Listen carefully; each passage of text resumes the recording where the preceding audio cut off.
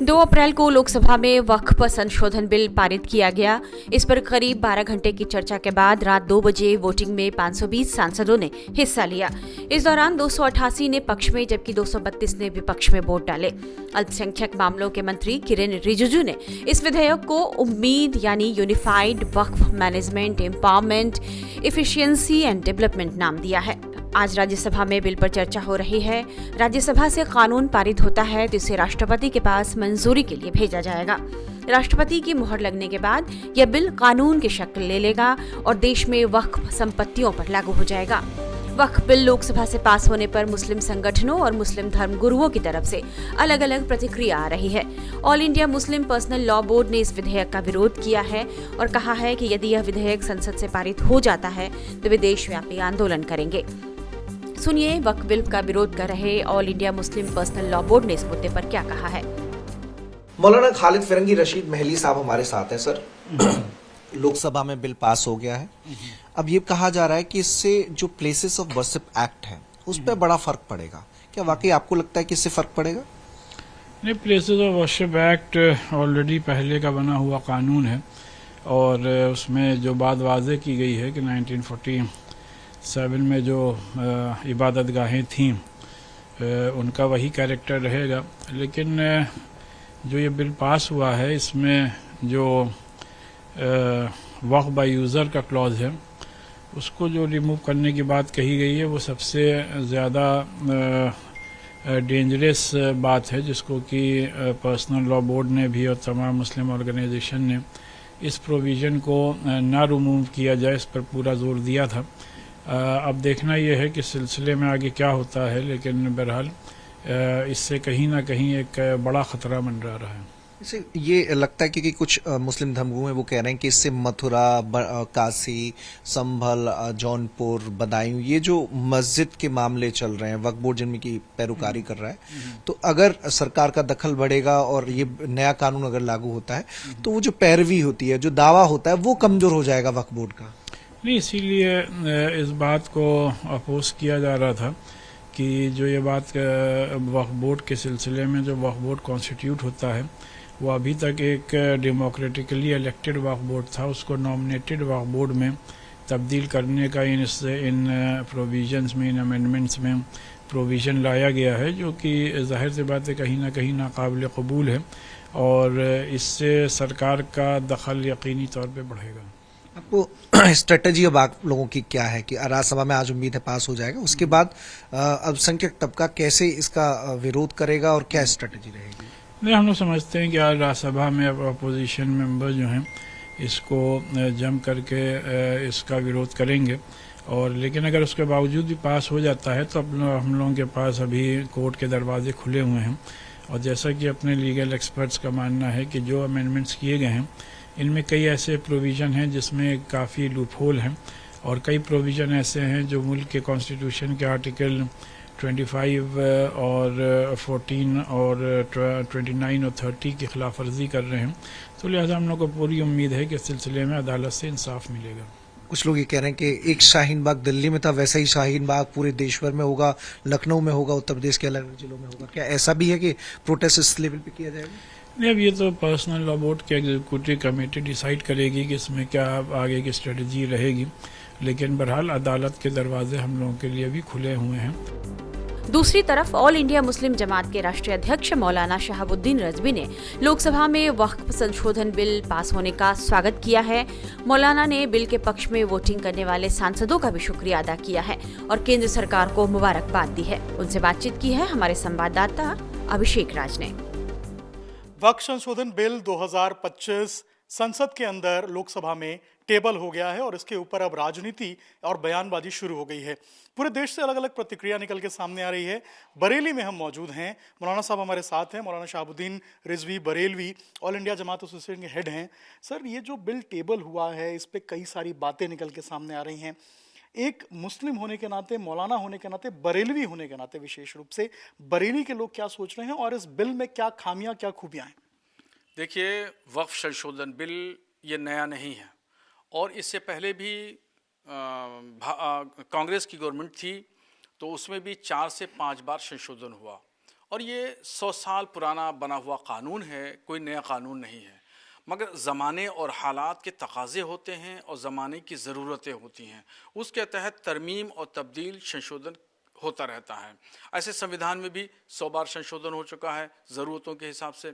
ऐसे ही वक्फ में भी आज मोदी साहब की गवर्नमेंट है, उनकी गवर्नमेंट में संशोधन हो रहा है, तो ज़रूरत थी इसलिए संशोधन हो रहा है। और ज़रूरत क्या थी? वो ज़रूरत ये थी कि वक्फ बोर्ड जितने भी हिंदुस्तान में हैं और ख़ास तौर पर उत्तर प्रदेश में वक्फ बोर्ड, तो ये लोग जो थे चेयरमैन, मेंबर और संबंधित अधिकारी, ये लोग मिल करके करप्शन का इन लोगों ने अड्डा बना दिया था। और हमारे बुज़ुर्गों ने जिस मकसद के लिए इन ज़मीनों को वक्फ किया था, उन मकसद में इन ज़मीनों की आमदनी का इस्तेमाल नहीं हो रहा था।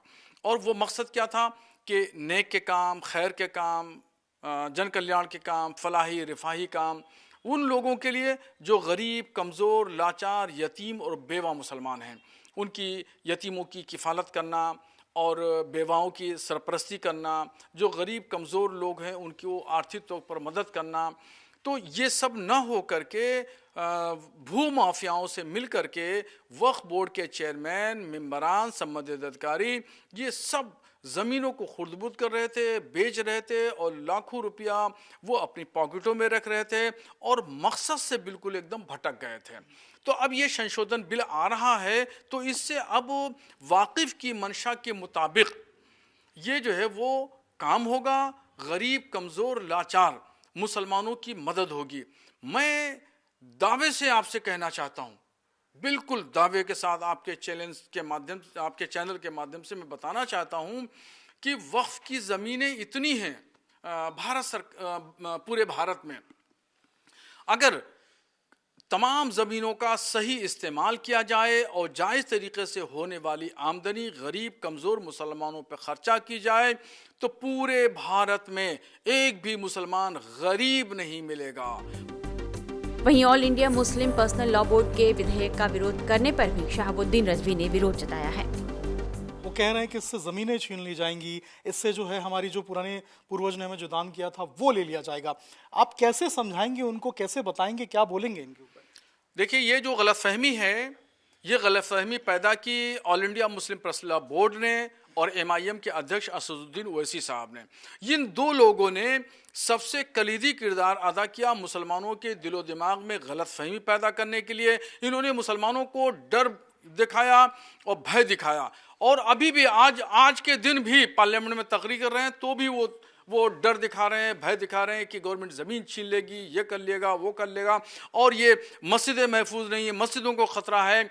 जबकि मैं दावे से कह रहा हूँ, इस बिल में कहीं भी कोई ऐसी इबारत नहीं है, अंडरलाइन भी नहीं है, कोई बैन सुतूर भी कोई ऐसी इबारत नहीं है जिससे कोई मस्जिद को ख़तरा हो, मज़ार को ख़तरा हो, दरगाह को ख़तरा हो, ईदगाह को ख़तरा हो, कब्रिस्तान को ख़तरा हो।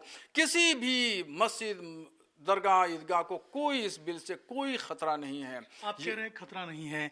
All India Muslim personal law board की तरफ से कहा जा रहा है कि हम विरोध करेंगे, हम सड़क पे उतर के विरोध करेंगे। कई लोग ऐसा कह रहे हैं कि हम जो है प्रोटेस्ट सड़कों पे आगे करेंगे। उनको आप क्या कहेंगे?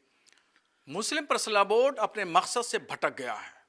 मुस्लिम पर्सनल लॉ बोर्ड तमाम पॉलिटिकल पार्टियों का आलाएकार बन गया है। मुस्लिम पर्सनल लॉ बोर्ड को सियासी लोगों ने हाईजैक कर लिया है, और यही हाईजैक करने का नतीजा है कि आपने देखा कि रमज़ान शरीफ का महीना खुदा की इबादत के लिए महीना होता है, उस इबादत के दिन को भी इन्होंने धरने प्रदर्शन में लगा दिए। मुसलमानों को कुरान पढ़ने नहीं दिया, नमाज रोज़ा पढ़ने नहीं दिए, पाबंदी नहीं करने दी, तक़वा और तहारत को छीन करके जंतर मंतर पर ले आके बिठा दिया। फिर ऐसे ही मुस्लिम पर्सनल लॉ बोर्ड के लोगों ने पटना में और विजयवाड़ा में भी जा करके वहाँ पर इबादत के दिन धरना प्रदर्शन कराया। धरना प्रदर्शन आप खूब करिए, संवैधानिक अधिकार है, हर एक शख्स का अधिकार है, मगर इबादत की दिनों को तो छोड़ दीजिए।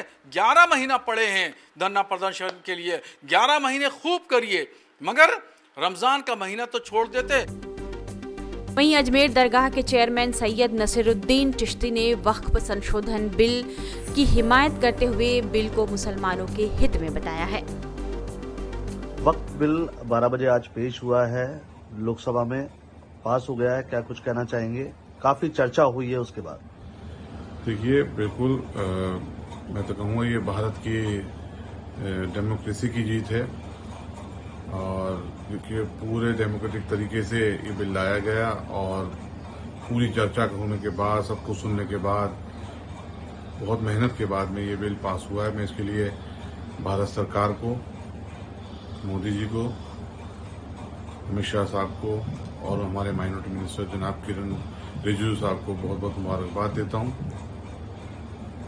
मोदी जी का शुरू से 2014 से जब से आप प्रधानमंत्री बने तो उन्होंने एक ही बात कही है, सबका साथ, सबका विकास और सबका विश्वास। तो उन्होंने अपनी इस बात को कायम रखते हुए इस बिल को पेश किया अभी सरकार की तरफ से और मुसलमानों के हित में एक बहुत बड़ा कदम उठाया जिसको आज कामयाबी मिली है।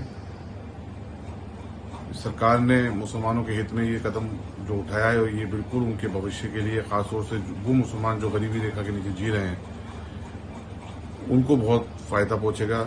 क्योंकि वक्फ के जो आमदनी है, जिस तरीके से हमने इसके प्रावधान देखे हैं, अभी सुने हैं कि इसमें जिस तरीके से प्रावधान किए गए हैं कि आज तक जो वक्फ की आमदनी का दुरुपयोग हो रहा था उसका सदुपयोग होगा वाकिफ की मंशा के अनुसार भी और जो वक्फ का कानून है उसके अनुसार भी, शरीयत के हिसाब से भी।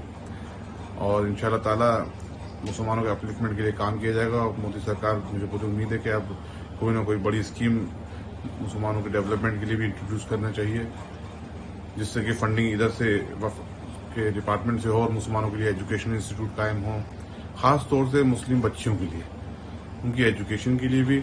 और वो आगे बढ़ना चाहते हैं मुस्लिम बच्चे, तो उनको एजुकेशन के तौर पे आगे बढ़ाया जाए क्योंकि जब तालीम होगी तो इंशाल्लाह ताला वो आदमी अपने पैरों पे खड़ा हो सकेगा और अपने जीवन को एक उच्च स्तर का बना सकेगा और ये देश की तरक्की में भी अपना योगदान दे सकेगा।